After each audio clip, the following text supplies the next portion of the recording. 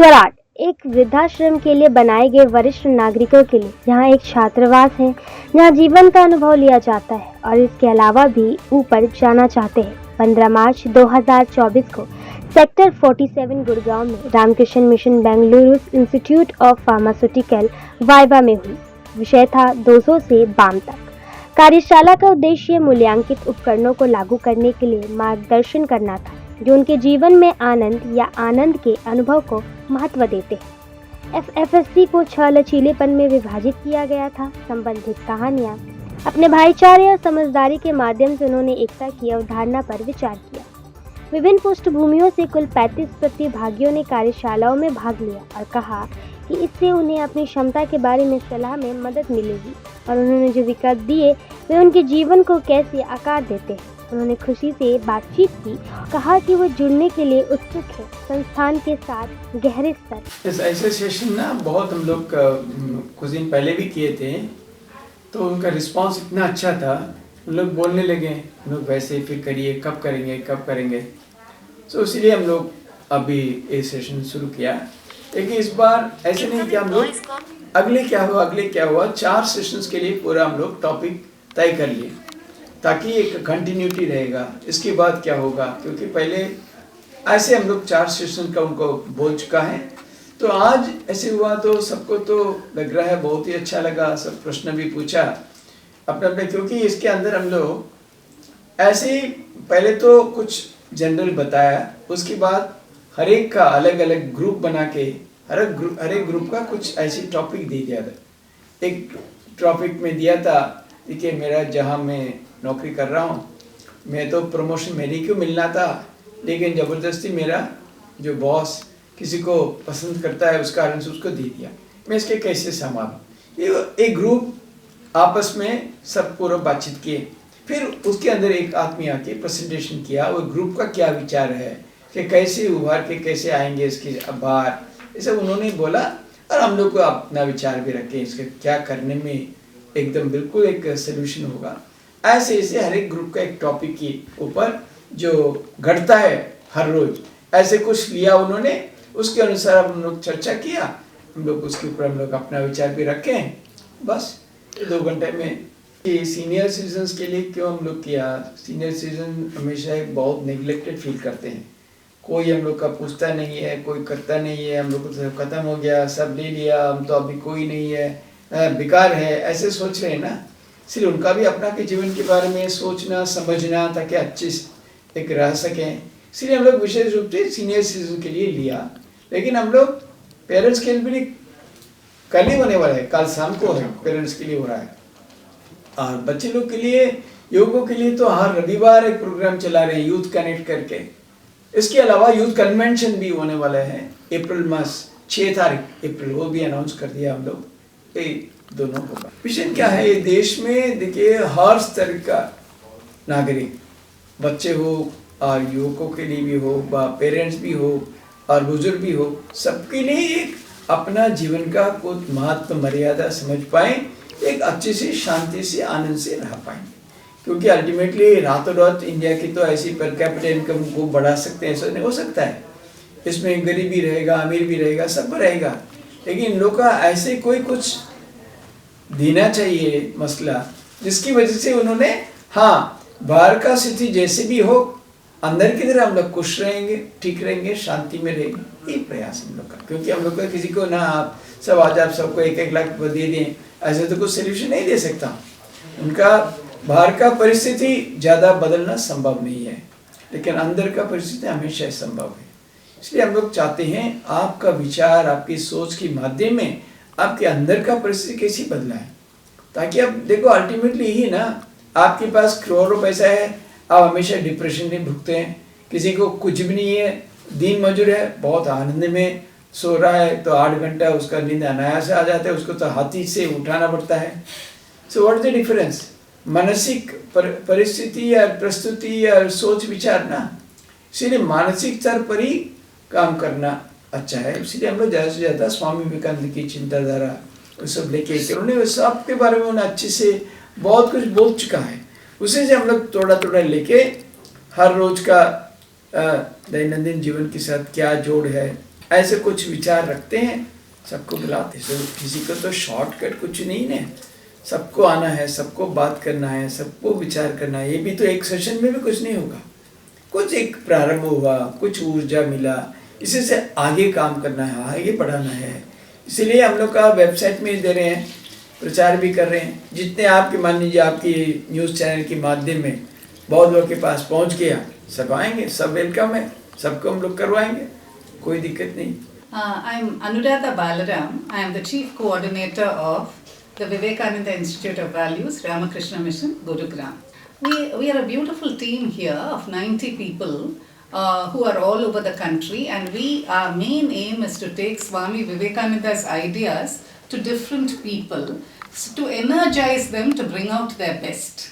Today what you saw was of our senior citizens. Senior citizens are a very, very important part of our community, and as we age, you will find that senior citizens can contribute more and more to what, our country's future. They can actually help the younger generation and so on. So that is what we try to do here. They wanted us to talk to them about what do we do. Should we blame others for things that are not, that we are not happy about? What will happen if we blame others? So the whole topic was about blame. And what we were trying to show them is what Swami Vivekananda said, and that is blaming others, etc. will only weaken us. Instead of weakening ourselves, what we need to do is to understand what is the problem and then deal with it. For this, we have to have a lot of self-belief, and we have to have an openness to learning, to find out what really happened. We can seek the truth and then deal with it. No point in going on blaming things.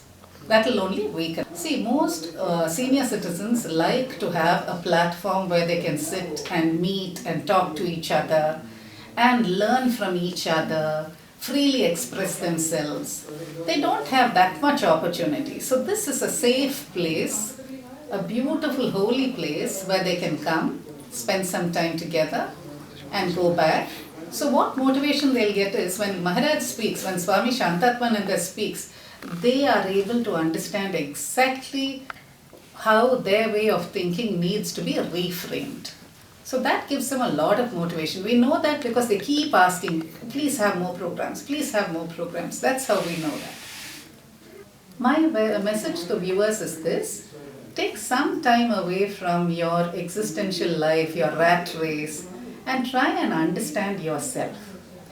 Try and know more about yourself, the way you respond, how you make choices, why you make certain choices, so that what will happen is that you will, with a full understanding, go forward in life, and you'll be much happier that way. मैं सपना चैटर्जी हूँ। जब भी इस centre में आती हूँ इतना अच्छा लगता है। देखिए आज जो स्वागत प्रोग्राम था इसमें हम लोग ऑल सीनियर सिटीजन्स हम थे, तो हम एक दूसरे का चर्चा जो सुना है ग्रुप में जो किया है, क्या ब्लेम करना क्या ठीक है क्या नहीं। देखिए पहले वो आ जाता है कि ब्लेम करने को एक हमेशा एक जब हम ब्लेम करते हैं तो हमारा अपना मन उस समय तो होता है हाँ उसका दोष है उसको हम तो देंगे, लेकिन थोड़ी देर में मन में आता है क्या हमने ठीक विचार किया था, क्या हमें कुछ विचार करना चाहिए, ठीक है। तो हम तब मन को बोलते हैं, अपना मन में जाते हैं, अंदर में जाते हैं किस सिचुएशन में उन्होंने गलत काम किया, क्या कुछ किया है। तो ये स्वामी विवेकानंद ने बताया हमेशा अंदर जाओ, अंदर जाके अपने आप को एनालाइज करना चाहिए। हम एनालाइज करेंगे तो देखेंगे हमारा कितना है दोष जो लोग हमको ब्लेम करते हैं, है ना। तो यहाँ आने से क्या हुआ, जो खास करके डिफरेंट 5 टॉपिक देगी कैसा सिचुएशन में हम ब्लेम करते हैं, तो उन लोग का सुन के हमें तो बहुत ही फ़ायदा हुआ। खास करके जब महाराज जी आके बाद में उन्होंने जो बताया, सच में हम सोचते हो कि आगे मैं तो कभी पहले ऐसा रिएक्शन हमें होना नहीं चाहिए कि हम ब्लेम करेंगे। I am Chaitali Chatterjee, senior resource person in Vivekananda institute, और आज का सेशन था सीनियर सिटीजन्स के लिए मोस्टली। तो इसमें जो हम पार्टिसिपेट कर रहे थे डिफरेंट डिफरेंट स्लाइड्स और दिखाए थे और उनके बारे में हम डिस्कस कर रहे थे।